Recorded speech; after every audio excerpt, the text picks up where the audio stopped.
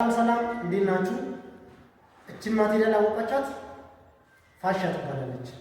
ጥቅሟ ማለት ነው የቻይና ቦርድ፣ የሲመንት ቦርድ፣ ማግኔዥየም ቦርድ ከሰራችሁ በኋላ በመሃል ላይ በሁለት ቦርድ መካከል ወይም ጆይንት ላይ ክፍተት አላች አይደል? እሷን ክራክ እንዳትፈጠር በዚህች ነው ጆይንቱን ቻክ የምታደርጉት ማለት ነው። ይሄ ምንድነው የሚጠቅመው? ክራክን እንዳይፈጥር ይጠቅማል። ስትሪንግዙም ይጨምራል ማለት ነው። ታዲያ ይሄን ያልተሰራበት ቦታ ምን እንደሚፈጠር እዩ። እዚች ጋር አጠቃላይ ጆይንቱን ቦታ ሁሉም ቦታ ባለሙያዎቹ ተጠቅመው ነበረ።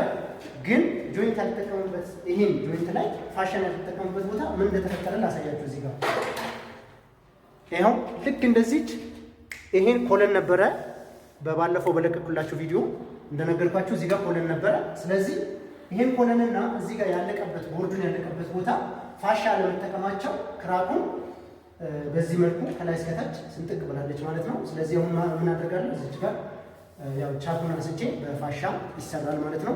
እንደዚህ አይነት ስህተት እንዳይፈጠር እችን ማቴሪያል በመጠቀም ክራክ እንዳይፈጠር ማድረግ ትችላላችሁ።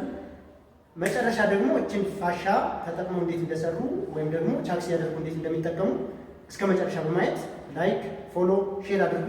አመሰግናለሁ። ይኸው በዚህ መልኩ ፋሻችሁን በዚህ መልኩ ጠርዝ ላይ ጆይንት ላይ ምናምን እንደዚህ ያደረጋችሁ ተጠቀሙ።